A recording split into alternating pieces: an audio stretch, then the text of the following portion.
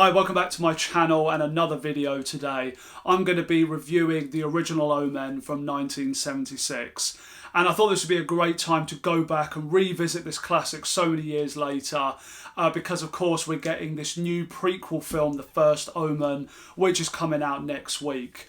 Now if you're familiar with my channel, I did recently do a similar review for The Exorcist, and this was a movie with The Omen that I watched together about 10 years ago when I was kind of going for a phase of checking out all of these horror classics. And watching The Exorcist again, I was actually blown away by how good that film really was. There was things that I definitely didn't appreciate about it on first watch years ago when I was younger. And seeing it again now, seeing where they were going with it, the way the characters, the story is set up, it's quite a special movie and it really works, I think, on so many levels. And I was kind of intrigued to see whether I was going to have that same experience going back to seeing The Omen. And the answer to that is kind of.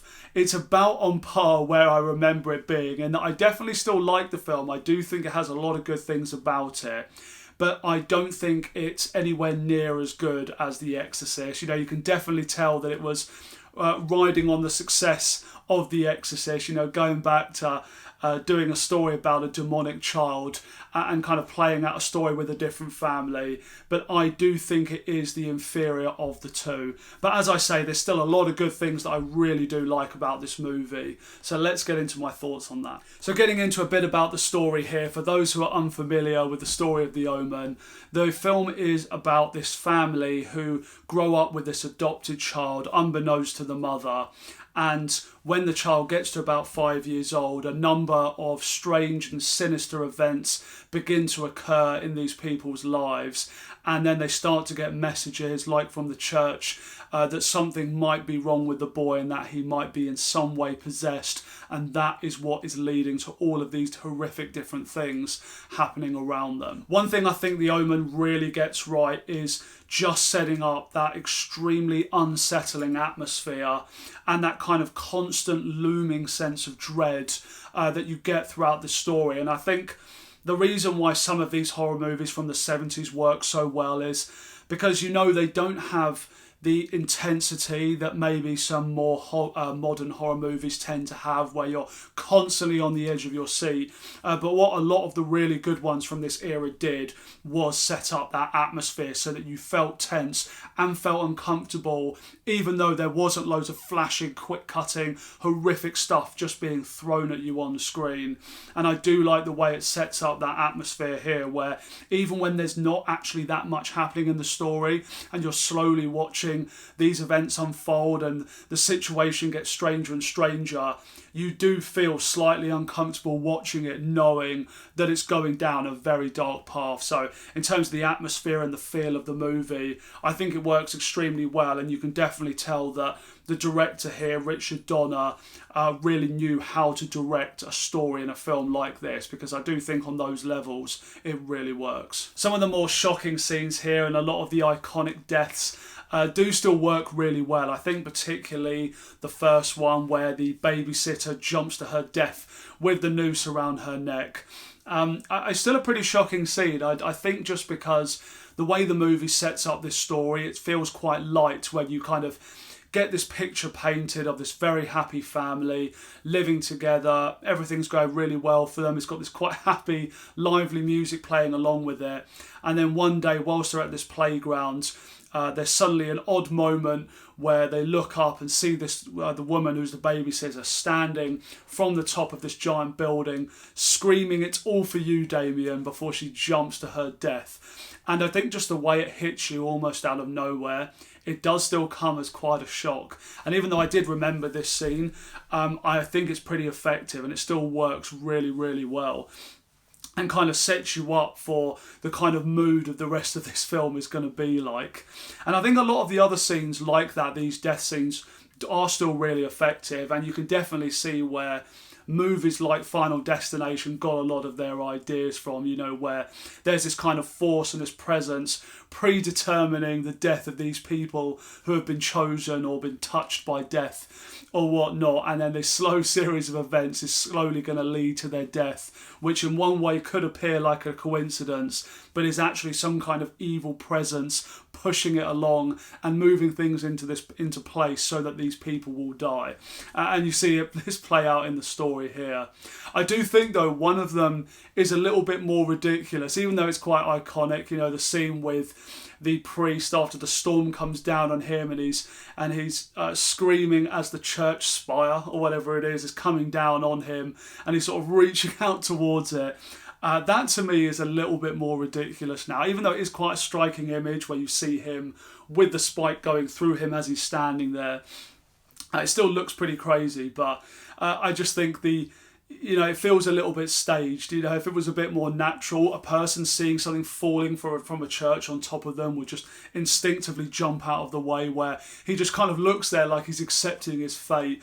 So there's moments like that which perhaps do feel a little bit more staged, I think. One interesting thing about this story, as I'm aware, is that Richard Donner and the producer of The Omen were kind of deciding together about how much of a sort of religious and supernatural influence they actually wanted to input into the movie, where the producer wanted to make it an out-and-out sort of religious horror film with lots of very supernatural happenings going on throughout this, whereas Richard Donner wanted it to be a lot more subtle, where you could basically have it so it could play as a parallel, like a family that are potentially dealing with mental health, where they aren't sure if they're going crazy, they aren't sure if these sort of coincidences are leading them down a path of making assumptions that might not be true, or that the worst, maybe their child is just psychopathic and has these evil tendencies that they don't know how to control.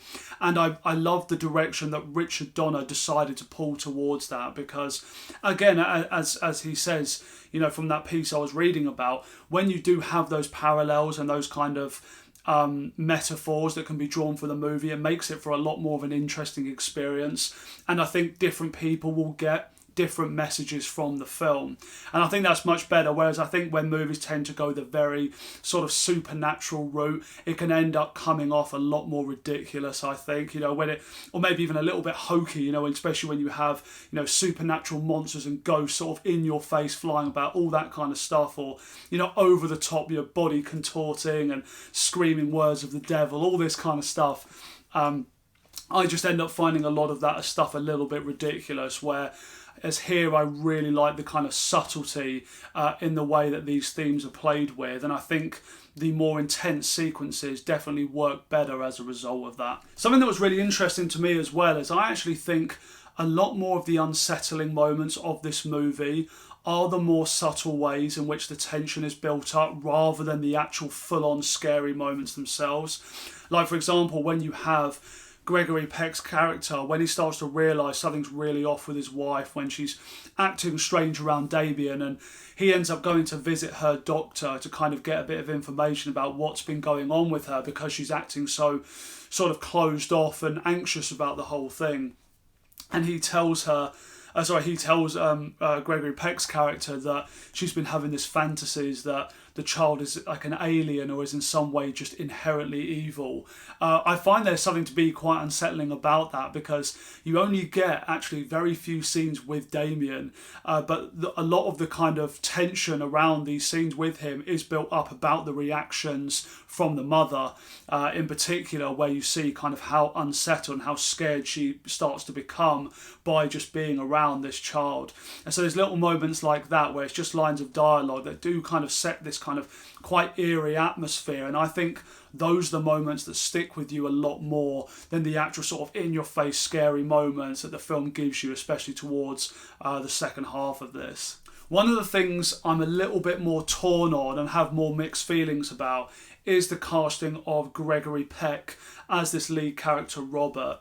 And he's one of the very sort of traditional old school actors, of the 70s and earlier.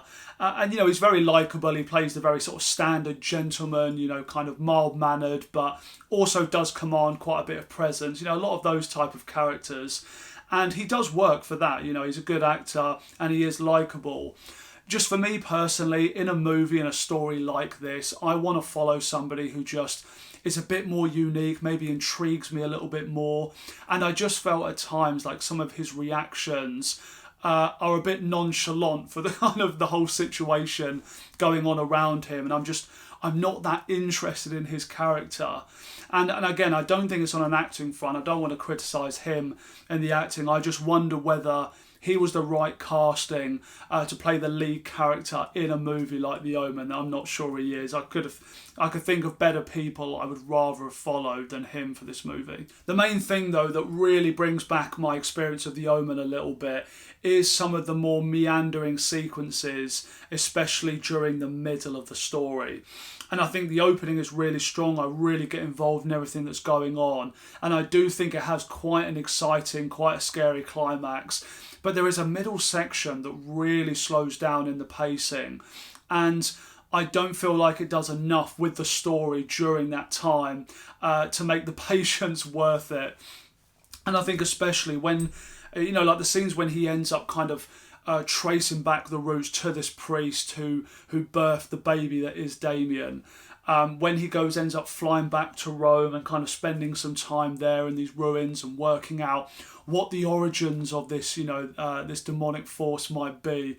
Some of that stuff for me just wasn't the most engaging, and it felt like it did just slow down the whole pacing of the plot here. And again, as things are starting to get a bit more sinister, a little bit more exciting, and you're really intrigued to see where it's going to go, when the child of Damon's going to show up again next.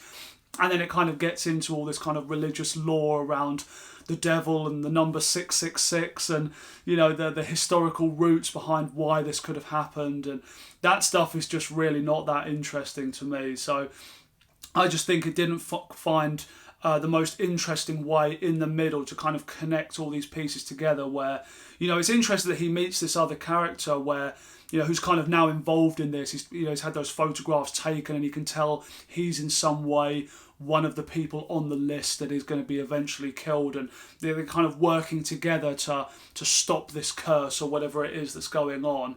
I just think the level of detail they go into with that, it does just make it a little bit more boring and a bit more dull to watch, especially through that middle section. I do think overall it is still a really good sort of supernatural horror film from the 70s though. It's just when you compare it to the likes of The Exorcist and how similar it is in a lot of ways, and in my opinion doesn't do that story quite as well. It is let down a little bit by that. And, you know, I had a good time watching it. It's one I will happily watch again. I just don't know if it's one I'm going to remember in the same way as a movie, as I say, like The Exorcist, even though I appreciate this was doing some things that did set up influence and inspiration for other movies that came along later. I just don't think this is one of the strongest horror films from the 70s. But that being said though, as I say, I am positive about it. It is a good movie. There is a lot of things that I do really like about it, and I'm happy I finally got back to revisiting it. And hopefully now I'm refreshed, ready for this prequel story that hopefully is going to deliver with a good movie when I get round to seeing this next week. So anyway guys, please do let me know in the comments section whether you like the original Omen. Is this one of your favourite horror movies from this era? Do let me know all of your thoughts on that down below. Also do please consider subscribing to the channel if you've been enjoying my content. Got lots more exciting reviews coming for you soon. Thank you so much for watching this video, and I'll see you next time.